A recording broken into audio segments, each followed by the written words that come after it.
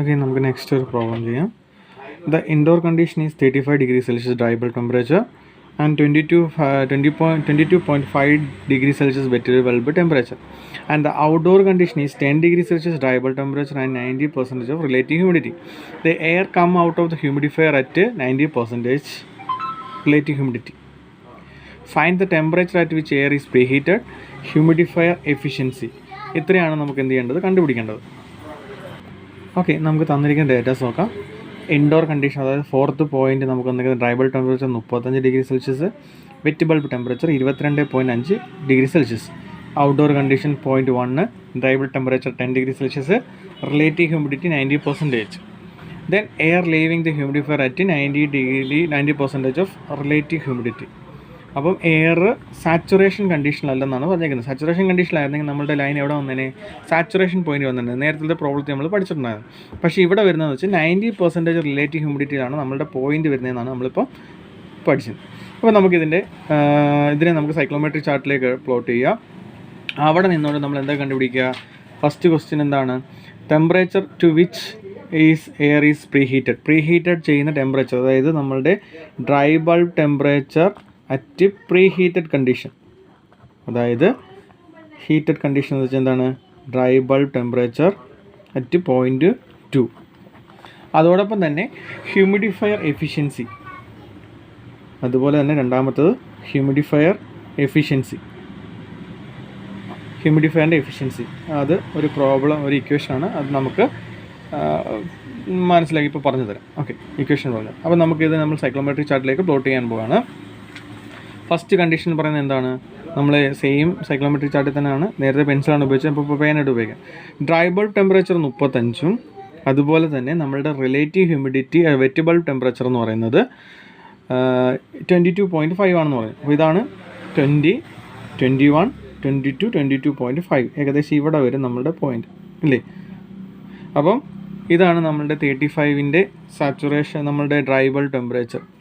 അപ്പോൾ 35ഉം 22 നിൽക്കുന്ന ഒരു പോയിന്റ് നമ്മൾ എന്ത് ചെയ്യുക? ആദ്യമേ മാർക്ക് ചെയ്യുക. 35ഉം 22 നിൽക്കുന്ന പോയിന്റ് ഏകദേശം സെൻട്രലായിട്ട് വരും ഇല്ലേ? ഇവിടെ ആയിട്ട് വരും. ഏകദേശം ഇവിടെ ആയിട്ട് നമ്മളുടെ പോയിന്റ് വരും. നമ്മളിവിടെ പോയിന്റ് മാർക്ക് ചെയ്തു. അപ്പോൾ നമ്മളുടെ ഫോർത്ത് പോയിന്റ് നമുക്കിവിടെ കിട്ടി ഇല്ലേ? ഫോർത്ത് പോയിന്റ് കിട്ടി. ഇനി നമുക്ക് വരയ്ക്കേണ്ടതെന്ന് വെച്ചാൽ ഫസ്റ്റ് പോയിൻ്റാണ് നമുക്ക് വേണ്ടത്. അപ്പോൾ 22 dry bulb temperature, wet bulb temperature 21, 22, 22.5. അത് നമ്മൾ പോയിന്റ് മാർക്ക് ചെയ്തു. അത് 35 ഡിഗ്രി ഡ്രൈ ബൾബ് ടെമ്പറേച്ചറിൽ ഉണ്ടാക്കുന്ന ഒരു പോയിന്റ്, ഫോർത്ത് പോയിന്റ് നമ്മൾ ചെയ്തു. അടുത്ത ഇൻഡോർ കണ്ടീഷൻ, അത് നമുക്ക് ഔട്ട്ഡോർ കണ്ടീഷൻ. ഫസ്റ്റ് പോയിന്റ് നമുക്ക് പറഞ്ഞിട്ടുണ്ട് എത്രയാണ്? ഡ്രൈ ബൾബ് ടെമ്പറേച്ചർ 10 ഇല്ലേ? ഡ്രൈ ബൾബ് ടെമ്പറേച്ചർ 10ഉം റിലേറ്റീവ് ഹ്യൂമിഡിറ്റി 90 അതായത് 100, 95, 90. അപ്പോൾ 90ഉം 10 മേക്ക് ചെയ്യുന്ന ഒരു പോയിന്റ്, ഇതാണ് നമ്മുടെ ആ പോയിന്റ് ഇല്ലേ? 90ഉം 10 മേക്ക് ചെയ്യുന്ന പോയിന്റ് ഇതാണ് ഫസ്റ്റ് പോയിന്റ്. അപ്പോൾ നമുക്ക് ഫസ്റ്റ് പോയിന്റും കിട്ടി, ഫോർത്ത് പോയിന്റും കിട്ടി. ഇൻ ബിറ്റ്വീനുള്ള പോയിന്റുകൾ ഞാൻ ഇപ്പോൾ റബ്ബ് ചെയ്ത് കളയുകയാണ്. നമുക്കത് കഴിഞ്ഞ പ്രോബ്ലത്തിൻ്റെ ഡേറ്റാസാണ്, അപ്പോൾ അത് വേണ്ട.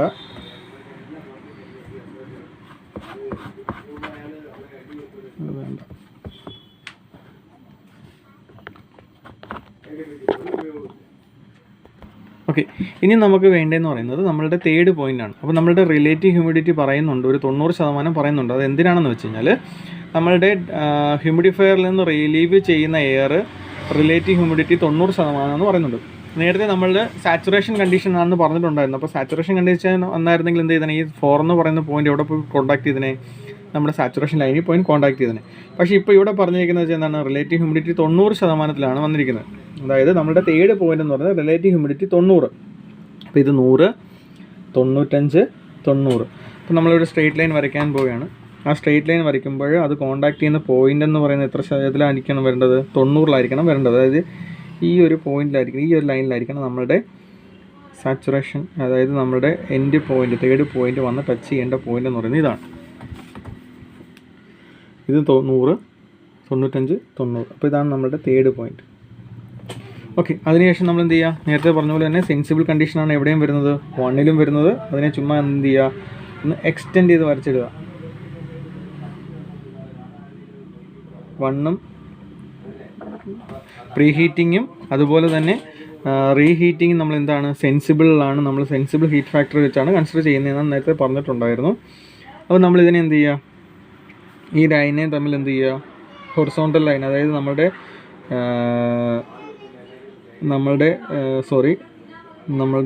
എൻതാൽപ്പി ലൈനിനോട് കറക്റ്റ് പാരലാകുന്ന രീതിയിൽ നമ്മൾ എന്ത് ചെയ്യുക, നമ്മളുടെ ലൈനെ കോണ്ടാക്ട് ചെയ്യുക. അത് വന്ന് എവിടെ കൂട്ടിക്കുക, നമ്മളുടെ ഏത് പോയിന്റിലാണോ നമുക്കിത് വരുന്നത് ആ പോയിന്റ് കൊണ്ട് നമ്മൾ എന്ത് ചെയ്യുക, ടച്ച് ചെയ്യിപ്പിക്കുക. ഓക്കെ, അപ്പോൾ ഇത് വരയ്ക്കുമ്പോൾ ശ്രദ്ധിക്കുക, നമുക്ക് കറക്റ്റ് കിട്ടുന്ന പോയിന്റ്, അതായത് ഹൊറിസോണ്ടലായിട്ട് കിട്ടുന്ന രീതിയിൽ തന്നെ അത്, അതായത് നമ്മളുടെ എൻതാൽപ്പിക്ക് കറക്റ്റ് പാരലാവുന്ന രീതിയിൽ തന്നെ നമ്മൾ എന്ത് ചെയ്യുക, വരയ്ക്കാൻ നോക്കുക. ഓക്കെ,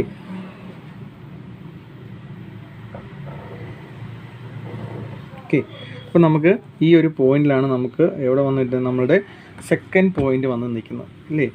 അപ്പോൾ ആ പോയിന്റ് എന്ന് പറഞ്ഞാൽ എത്ര വരും, 32 വരും അല്ലേ. ആ പോയിന്റ് എന്ന് പറഞ്ഞാൽ എത്ര വരും, 32 വരും അല്ലേ. 30, 31, 32 ഈ പോയിന്റിലാണ് നമുക്കിപ്പോൾ വന്നിരിക്കുന്നത്. അപ്പോൾ നോക്കി, നമ്മളുടെ second point dry bulb temperature 32 ആണ്. അപ്പോൾ നമ്മൾ ഫസ്റ്റ് ഫൈൻഡ് ഔട്ട് ചെയ്യേണ്ട ഫസ്റ്റ് ക്വസ്റ്റ്യൻ എന്തായിരുന്നു, dry bulb temperature of the pre heated condition. അപ്പോൾ ഡ്രൈ ബൾബ് ടെമ്പറേച്ചർ എത്ര കിട്ടി നമുക്ക്, അപ്പോൾ പ്രീ ഹീറ്റഡ് കണ്ടീഷനിൽ dry bulb temperature T2 temperature എന്ന് പറയുന്നത് 32 ഡിഗ്രി സെൽഷ്യസ് കിട്ടി. ഓക്കെ, അതുപോലെ തന്നെ T4 ടെമ്പറേച്ചർ എന്ന് പറയുന്നത് എത്രയാണ്, 35 ഡിഗ്രി സെൽഷ്യസ് ആണ്. അതുപോലെ തന്നെ T1 ടെമ്പറേച്ചർ എന്ന് പറയുന്നത് എത്രയാണ്, 10 ഡിഗ്രി സെൽഷ്യസ് ആണ്. ഓക്കെ, ഇത്രയും കാര്യങ്ങളാണ് നമുക്കിപ്പോൾ ഇനി കിട്ടിയിരിക്കുന്നത്. ഇനി ഇത് വെച്ചുകൊണ്ട് നമ്മൾ എന്ത് ചെയ്യുക, ഹ്യൂമിഡിഫയറിൻ്റെ എഫിഷ്യൻസി കണ്ടുപിടിക്കാം. അപ്പോൾ ഹ്യൂമിഡിഫയറിൻ്റെ എഫിഷ്യൻസി കണ്ടുപിടിക്കേണ്ട ഇക്വേഷൻ ഉണ്ട്. Humidifier efficiency is equal to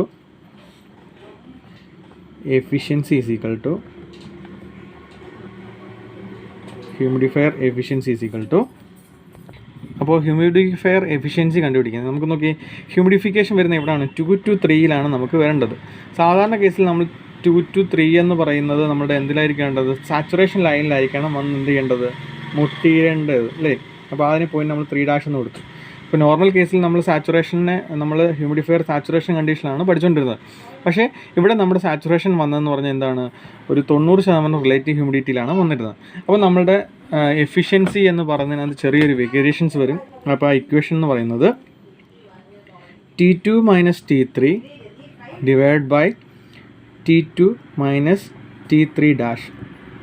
T2 minus T3 divided by T2 minus T3 dash. അതായത് നമ്മളുടെ തേർഡ് പോയിന്റ് മൂലം ഉണ്ടാകുന്നത്, അതായത് T2 minus T3 divided by T2 minus 3 dash. നമുക്ക് ആക്ച്വലി കിട്ടേണ്ട വാല്യൂ ഐഡൻറ്റിക്കലി നമുക്ക് കിട്ടിയ വാല്യൂ തമ്മിലുള്ള റേഷ്യോസിനെയാണ് നമുക്ക് എന്ന് പറയുന്നത് നമ്മളുടെ എഫിഷ്യൻസി എന്ന് പറയുന്നത്. അപ്പം ഹൈഡ്രോളിക് എഫിഷ്യൻസിയുടെ ഇക്വേഷൻ എന്ന് വെച്ച് കഴിഞ്ഞാൽ ideal value divide by actually നമുക്ക് കിട്ടേണ്ട വാല്യൂ. അപ്പോൾ ഐഡിയൽ വാല്യൂ എന്ന് വെച്ചാൽ എന്താണ്, 2 to 3 നമുക്കിപ്പോൾ കിട്ടിയ വാല്യൂ. ആക്ച്വലി കിട്ടേണ്ട എത്രയായിരുന്നു, 2 to 3 dash ആണ് കിട്ടുന്നത്. അത് തമ്മിലുള്ള റേഷ്യോ ആണ് നമ്മൾ എന്ന് പറയുന്നത് ഹ്യൂമിഡിറ്റി റേഷ്യോ എന്ന് പറയുന്നത്. ഹ്യൂമിഡിഫയറിൻ്റെ ആയതുകൊണ്ടാണ് ഹ്യൂമിഡിറ്റി റേഷ്യോ അവിടെ വന്നത്. ഓക്കെ, അപ്പോൾ നമുക്ക് ഇവിടുത്തെ ഇക്വേഷനകത്തൊന്ന് നമുക്ക് നോക്കാം. T2 നമുക്ക് തന്നിട്ടുണ്ട്. പിന്നെ നമുക്ക് എന്തറിയാം, T3 അറിയില്ല, ഈ T3 ഡാഷ് നമുക്കറിയത്തില്ല അല്ലേ. അപ്പോൾ അതറിയുന്നതിന് നമ്മൾ എന്ത് ചെയ്താൽ മതി, നമ്മുടെ സൈക്ലോമെട്രിക് ചാർട്ട് തന്നെ നോക്കിയാൽ മതി. അപ്പോൾ സൈക്ലോമെട്രിക് ചാർട്ട് നോക്കുമ്പോൾ നോക്കി, നമ്മുടെ ഈ പോയിൻ്റ് താഴേക്ക് എക്സ്റ്റെൻഡ് ചെയ്യുമ്പോൾ നമുക്ക് എന്ത് കിട്ടും, നമ്മളുടെ താഴേക്ക് എക്സ്റ്റെൻഡ് ചെയ്യുമ്പോൾ നമുക്ക് എന്ത് കിട്ടും, നമ്മളുടെ T3 വാല്യൂ കിട്ടും അല്ലേ. അപ്പം ഇതെന്ന് പറയുന്നത് 20, 19, ഇത് 18. അപ്പോൾ 18-നും 19-നും ഇടയ്ക്കുള്ള ഒരു വാല്യൂ ആണ് വരുന്നത്. 18.5 നമ്മളുടെ എന്ന് പറയുന്നത് T3 വാല്യൂ അല്ലേ. അതുപോലെ തന്നെ നമ്മളുടെ T3 ഡാഷ് വാല്യൂ എന്ന് പറയുന്നത് ഏകദേശം ഇവിടെ വരും, അതായത് 17-നും 18-നും ഇടയ്ക്ക് 17.5. അപ്പോൾ നമുക്ക് കിട്ടിയ വാല്യൂസിനെല്ലാം ഇടുക. T2 എന്ന് പറയുന്നത് എത്രയാണ്, 32. T3 എന്ന് പറയുന്നത് എത്രയാണ്, 18.5 ഡിവൈഡ് ബൈ T2 എന്ന് പറയുന്നത് എത്രയാണ്, 32 മൈനസ് T3 ഡാഷ് എന്ന് വെച്ചാൽ എന്താണ്, 17.5. അപ്പോൾ നമുക്ക് കിട്ടുന്ന റിസൾട്ട് എന്ന് പറയുന്നത് 93%. അപ്പോൾ അതാണ് നമ്മുടെ ഹൈഡ്രോളിക് എഫിഷ്യൻസി. ഇത് ചെറിയ പ്രോബ്ലമാണ്. വലിയ പ്രോബ്ലംസ് ചെയ്യുമ്പോൾ നിങ്ങൾക്ക് കുറച്ച് കോംപ്ലിക്കേറ്റഡ് ആയിട്ടായിരിക്കും വലിയ പ്രോബ്ലംസ് വരുന്നത്.